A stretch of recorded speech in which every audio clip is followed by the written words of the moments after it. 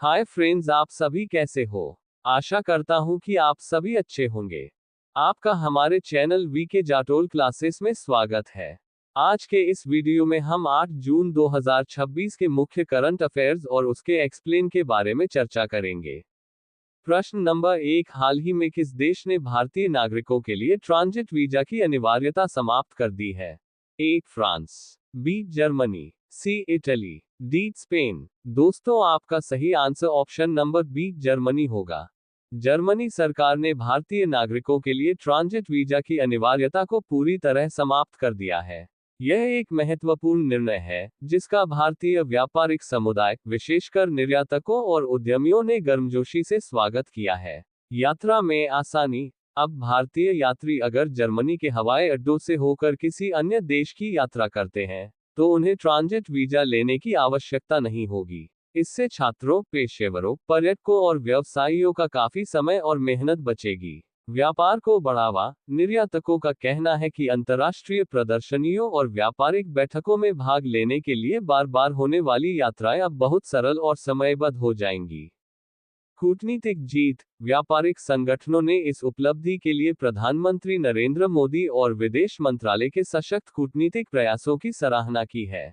मजबूत होंगे रिश्ते। विशेषज्ञों का मानना है कि इस कदम से भारत और जर्मनी के बीच व्यापारिक और आर्थिक संबंध और अधिक मजबूत होंगे। प्रश्न नंबर 2, संयुक्त अरब अमीरात यूएई में भारत का अगला राजदूत किसे नियुक्त किया गया है? ए विपुल, बी संजय सुधीर, सी पवन कपूर, डी नवदीप सूरी। दोस्तों, आपका सही आंसर ऑप्शन नंबर ए विपुल होगा। भारत सरकार ने अनुभवी राजनयिक विपुल को सऊदी अरब में भारत का अगला राजदूत नियुक्त किया है। पश्चिम एशिया में बदलते भू राजनीतिक समीकरणों को देखते हुए यह एक अत्यंत महत्वपूर्ण नियुक्ति मानी जा रही है। कौन है विपुल? विपुल 1998 बैच के भारतीय विदेश सेवा IFS अधिकारी हैं। वर्तमान में वे कतर में भारतीय राजदूत के रूप में अपनी सेवाएं दे रहे हैं। अनुभव। अपने लंबे राजनयिक करियर में उन्होंने काहिरा, कोलंबो, जिनेवा और दुबई में महत्वपूर्ण पदों पर काम किया है। साथ ही उन्होंने 2014 से 2017 तक विदेश मंत्रालय में संयुक्त सचिव की जिम्मेदारी भी संभाली है। पृष्ठभूमि। विपुल ने IIT दिल्ली से मैकेनिकल इंजीनियरिंग की है और हैदराबाद के इंडियन स्कूल ऑफ बिजनेस से MBA की डिग्री हासिल की है। प्रश्न नंबर 3, अमेरिकी प्रतिनिधि सभा ने युद्ध शक्तियों से संबंधित प्रस्ताव किस देश के खिलाफ पारित किया है? ए रूस, बी ईरान, सी चीन, डी उत्तर कोरिया। दोस्तों, आपका सही answer option number B Iran होगा। हाल ही में 3 जून 2026 को अमेरिकी हाउस ऑफ रिप्रेजेंटेटिव्स प्रतिनिधि सभा ने एक वॉर पावर्स रेजोल्यूशन पारित किया है। इसका मुख्य उद्देश्य राष्ट्रपति को ईरान के साथ चल रहे तनावपूर्ण सैन्य अभियानों को समाप्त करने का निर्देश देना है। क्या है संकल्प? ये प्रस्ताव कहता है कि राष्ट्रपति बिना कांग्रेस की अनुमति या औपचारिक युद्ध की घोषणा के ईरान के खिलाफ सैन्य बल का उपयोग नहीं कर सकते। वोटिंग। इस प्रस्ताव के पक्ष में 215 और विपक्ष में 208 वोट पड़े। इसमें कुछ रिपब्लिकन सदस्यों ने भी डेमोक्रेट्स का साथ दिया। संवैधानिक स्थिति। अमेरिकी संविधान के तहत युद्ध घोषित करने की शक्ति कांग्रेस के पास है, जबकि राष्ट्रपति सशस्त्र बलों के कमांडर इन चीफ होते हैं। महत्व। यह एक कॉन्करेंट रेजोल्यूशन समवर्ती संकल्प है। हालांकि यह एक महत्वपूर्ण राजनीतिक कदम है, लेकिन व्हाइट हाउस और हाउस स्पीकर माइक जॉनसन ने इसका विरोध किया है। प्रश्न नंबर 4, वित्त वर्ष 2025 के लिए logistics port performance index LPPI किसने लॉन्च किया है? ए नितिन गडकरी, बी पीयूष गोयल, सी अश्विनी वैष्णव, डी सर्बानंद सोनोवाल। दोस्तों, आपका सही answer option number D Sarbananda Sonowal होगा। केंद्रीय पोत परिवहन मंत्री सर्बानंद सोनोवाल ने भारतीय बंदरगाहों की कार्यक्षमता को वैश्विक स्तर पर ले जाने के लिए एक बड़ा कदम उठाया है। मुंबई में जवाहरलाल नेहरू पोर्ट प्राधिकरण JNPA के 37वें स्थापना दिवस के मौके पर मंत्री ने वित्त वर्ष 2024-25 के लिए logistic port performance index LPPI का अनावरण किया। क्या है यह इंडेक्स? ये सागर आंकलन ढांचे के तहत एक राष्ट्रीय मानक है जिसका मुख्य काम बंदरगाहों के काम करने के तरीके का मूल्यांकन करना और उसमें सुधार लाना है। डिजिटल पहल इंडेक्स के साथ ही समुद्री क्षेत्र में पारदर्शिता और ईज ऑफ डूइंग बिजनेस कारोबार में सुगमता को बढ़ावा देने के लिए 4 नई डिजिटल पहलों की भी शुरुआत की गई है। सरकार का लक्ष्य, मंत्री सर्बानंद सोनोवाल ने कहा कि यह कदम भारतीय बंदरगाहों की दक्षता बढ़ाएगा और भारत को विश्व स्तर पर एक प्रमुख समुद्री शक्ति मैरिटाइम पावर के रूप में स्थापित करने में मदद करेगा। प्रश्न नंबर 5, भारत के मुख्य न्यायाधीश सूर्यकांत ने सर्वोच्च न्यायालय के कितने नए न्यायाधीशों को शपथ दिलाई? ए 3, बी 4, सी 5, डी 6। दोस्तों आपका सही आंसर ऑप्शन नंबर सी 5 होगा। प्रश्न नंबर 6, लब्बैतुम अवार्ड से किस देश के हज मिशन को सम्मानित किया गया है? A Bharat, B Pakistan, C Indonesia, D Bangladesh. दोस्तों आपका सही answer option number A Bharat होगा।